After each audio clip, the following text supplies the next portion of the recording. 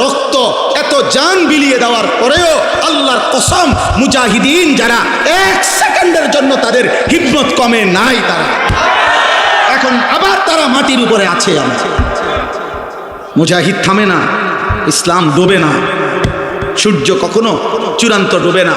এখানে বাংলাদেশে যদিও সূর্য ডুবে গেছে, পৃথিবীর সব জায়গায় কিন্তু সূর্য ডোবে নাই, কোথাও সূর্য উঠছে। বোঝেন নাই? পৃথিবীতে একই সময় রাত হয় না, পৃথিবীতে একই সময় সূর্য ডোবে না। এখানে সূর্য ডুবলে অন্য কোথাও সূর্য ওঠে। আল্লাহর কসম, ইসলাম এমন এক সূর্য যেটা কোথাও যদি কোনো কারণে সাময়িক কিছুক্ষণের জন্য পর্যদুস্ত হয়, কিন্তু অন্য জায়গায় তৎক্ষণাৎ ইমানের সূর্য, ইসলামের সূর্য ঝলঝল করে উঠতে থাকে। এজন্য গাজার মুসলমান যদিও রক্ত দিচ্ছে, আফগানের মুসলমান কালেমার পতাকা উড়াচ্ছে। একই মুহূর্তে পৃথিবী, গাজাবাসী রক্তে লাল, আফগানে ইমানের পতাকা উঠছে। মুসলমান হারে নাই, ইমানদার হারে নাই। মনে রাখো, মদে মাতাল যুবক, নারীতে আসক্ত যুবক, মোবাইল আর অশ্লীল ছবি দেখা ছাড়া যার রাত কাটে না, দিন কাটে না, একটা সেজদাও যে সমস্ত ছেলেরা দাও না, মনে রাখো আমার আব্বা বাপ, তোমারে ছাড়াও ইসলাম বিজয় হবে, তোমারে ছাড়াও মাহদি লড়বে, তোমারে ছাড়াও দাজ্জালের বিরুদ্ধে লড়বে, তোমারে ছাড়াও ঈসা নবীর যোদ্ধা বাহিনী লড়বে। কিন্তু হয়তো তুমি কামে লাগলা না, তুমি চলে গেলা জাহান্নামের পথে। ইমানদার নওজোয়ান ঠিকই আল্লাহর জন্য জান দেবে, ইনশাআল্লাহ উঠবে, ইনশাআল্লাহ ইনশাআল্লাহ। রাসূলুল্লাহ সাল্লাল্লাহু আলাইহি সাল্লাম বলছে, যদি শোনো যে কিয়ামতের আর একদিন বাকি, তবুও ইয়াকিন রেখো মাহদি আসবে, ইমানের পতাকা, ইসলামের পতাকা, ইসলামের বিজয় বিশ্বময় উড়বেই উড়বে।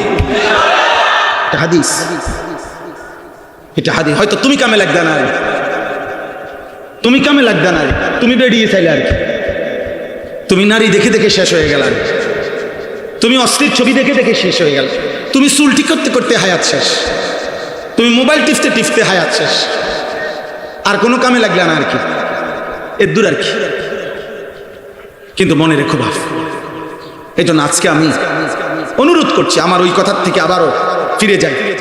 আমরা অভিভাবক যারা বলছিলাম, একজন পুরুষ, অতএব অভিভাবক হিসাবে আমার অধীনস্থ স্ত্রী, আমার ছেলে, আমার মেয়ে, আমার অধীনে যারা, তাদের ঈমান আমলের হেফাজত কার দায়িত্ব? অভিভাবক। কার দায়িত্ব বলেন না কেন? অভিভাবক।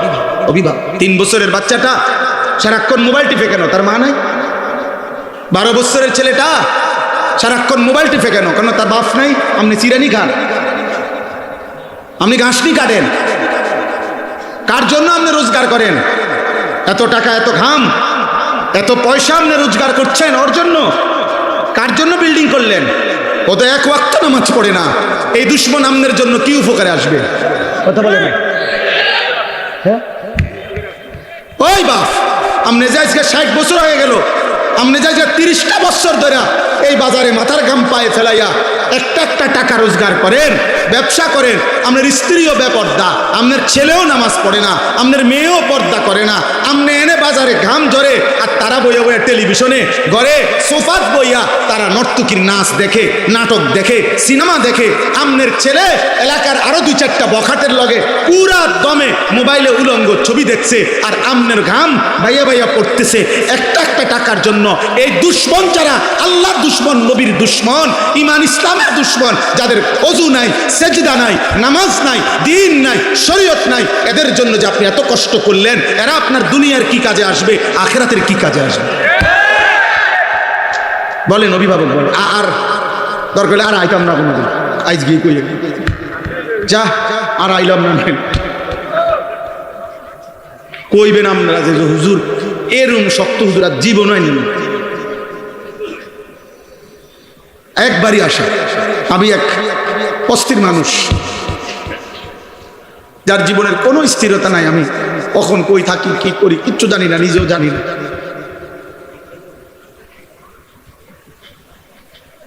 সারাদিন কোমরে ব্যথা করে। সেদিন আমার শায়েখ আল্লামা মুফতি মুশতাকুর নবী কাসিমি হুজুরে আমি বলছিলাম, গত রবিবারে সিলেট আমাদের মাহফিল ছিল একসাথে, হুজুরে বললাম, হুজুর কোমরটা সারাক্ষণ ব্যথা করে, খুব ক্লান্তি লাগে, কি করবো হুজুর? হুজুর আমারে বলতেছে, এমন এক কথা বলছে, আমার হিম্মত বেড়ে গেছে আরো 100 গুণ। হুজুর আমারে বলছে, মাওলানা এ মালিকের কথা বলতে বলতে, আল্লাহর পথে ডাকতে ডাকতে একদিন শরীর দুর্বল হয়ে যাবে, অসুস্থ হয়ে যাবেন, একদিন মৃত্যু হয়ে যাবে, কোনো অসুবিধা নাই, এভাবেই একদিন চলে যাবেন। আর মালিকের কাছে বলবেন, মাওলা আপনার কথা বলতে বলতেই চলে আসছি, कभी अर्श पर कभी फर्श पर, कभी उनके दर कभी दर बदर, गमे आशिकी तेरा शुक्रिया मैं कहां कहां से गुजर गया, कभी हो रास्तों में तन्हा कभी हो गुरूद सहरा, मैं जुनूं का हम सफर हो मेरा कोई घर नहीं। এজন্য হযরত উলামায়ে কেরামের কাছে আমার অনুরোধ, আপনারা আপনাদের প্রত্যেকের জায়গায় নিজ নিজ মহল্লা, নিজ নিজ এলাকা, নিজ নিজ মসজিদ মাদ্রাসা আশপাশ যার যার সাধ্য মতো, কেউ 5 জনরে বলেন, কেউ 50 জনকে বলেন, কেউ 5000কে বলুক, কেউ 50,000কে বলুক, কেউ 5 লক্ষকে বলুক, যার যার সাধ্য মতো আপনারা প্রত্যেকের কাছে এক ভাই হিসাবে আমি অনুরোধ করছি, হযরত উলামায়ে কেরাম আরেকটু মেহনত করেন, আরেকটু উম্মতের ফিকির করেন, দরদ করেন, আরও একটু দেখেন এই সমাজের ছেলেগুলোকে ফেরানো যায় কিভাবে, এই সমাজের মেয়েদেরকে কিভাবে ফিরানো যায়, এই সমাজের বাবাদেরকে কিভাবে ফিরানো যায়। একটা একটা আল্লাহর বান্দাকে গুনার থেকে যদি বাঁচাইতে পারেন, জাহান্নাম থেকে বাঁচাইতে পারেন, তওবা করে যদি কাউকে আল্লাহর দিকে ফিরায় আনতে পারেন, খোদার কসম নবী বলছে, আল্লাহর কোনো বান্দা যদি গুনাহ ছেড়ে তওবা করে আল্লাহর কাছে ফিরে আসে, খুশিতে মহান আল্লাহ ফেরেশতাদেরকে বলে, আমার আসমান সাজিয়ে দে, আমার জান্নাত সব সাজায়া দে। ফেরেশতারা বলে, মাওলা কেন আসমান সাজাইলেন, কেন জান্নাত সাজাইলেন? আল্লাহ বলে, আসলাহাল আবদু মাওলাহু, আজ এক গোলাম যে আমার থেকে ভাইগা গেছিল, যে আমার অনেক দিন সেজদা দেয় নাই, যে আমার অনেক দিন ডাকে নাই, যে আমার অনেক দিন গোলামি করে নাই, আমার এমন একজন ভেগে যাওয়া বান্দা আজকে আমি মাওলার সাথে তার সম্পর্ক ঠিক করে ফেলছে, তওবা করে চোখের পানি ছেড়ে দিছে, আমি তারে মাফ করে দিছি, এই খুশিতে আমি আসমান সাজিয়ে দিলাম, জান্নাত সাজিয়ে দিলাম। এজন্য ফিকির চাই, ফিকির চাই। সবাই চিনতে হবে জরুরি না, সবাই চিনতে হবে জরুরি না, সবাই সবার কাছে পরিচিত হইতে হবে জরুরি না, এটা মূল বিষয় না। মূল বিষয় হলো আল্লাহর দ্বীনের জন্য মেহনত, কলিজা ভরা ব্যথা না। ফালা আল্লাকা বাকিউন নাফসাক, আমি আপনাদের কাছে অনুরোধ করব, আপনি ওই পরিমাণ মেহনত করবেন যে পরিমাণ মেহনত করলে আরশ আজিমের মালিক বলবে, বান্দা আমার বান্দাদেরকে আমার দিকে ফিরাবার জন্য তুমি কি তোমার জান দিয়া ফেলবা, এই পরিমাণ বলবে।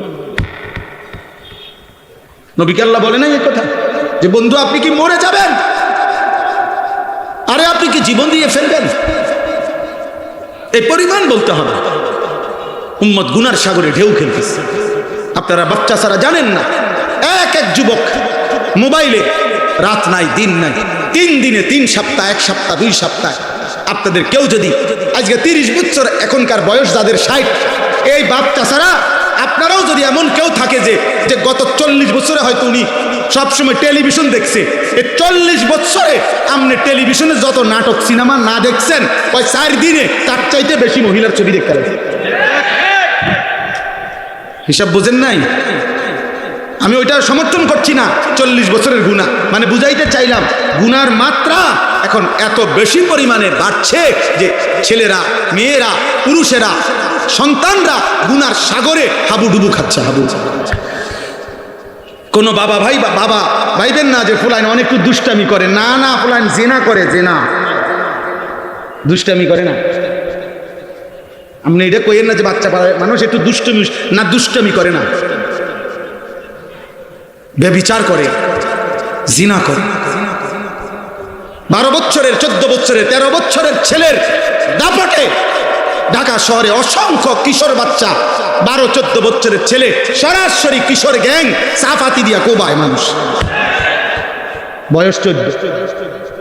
তার আতঙ্কে পুরা মহল্লা কাঁপে। কিশোর গ্যাং, কিশোর মানেই তো লোক 15-র নিচে, 15 বছর হইলে, বালেগ হইলে আর কিশোর থাকে না, যুবক হয়। আল্লাহ আমাদেরকে হেফাজত করেন। শেষ আমার কথা, 3 নাম্বারও আরেকটা কথা ছিল। একজন পুরুষ হিসাবে আমার তৃতীয় পরিচয় হলো আমি একজন উপার্জনকারী। কি? পুরুষ মাত্রই কিছু না কিছু রোজগার করে, করে কিনা? এই রোজগার, এই উপার্জন আমার দায়িত্ব। উপার্জন করা পুরুষের দায়িত্ব কিনা? এই ক্ষেত্রে আমার দায়িত্ব হলো এই লক্ষ্য রাখা দুইটা জিনিস, এক কাসবে হালাল, দুই আকলে হালাল। আমাকে শতভাগ খেয়াল রাখতে হবে আমি যা রোজগার করতেছি তা হালাল কিনা, আমি যা খাইতেছি তা হালাল কিনা। খালাস, পুরা আপনার জীবন সুন্দর হবে। এই তিন কথা মনে রাখি। আমি একজন ব্যক্তি, অতএব আমার নিজের ঈমান আমল হেফাজত করা আমার জরুরি। দুই, আমি একজন অভিভাবক, অতএব আমার অধীনস্থদের ঈমান আমল আখিরাতের হেফাজত করা আমার জন্য জরুরি।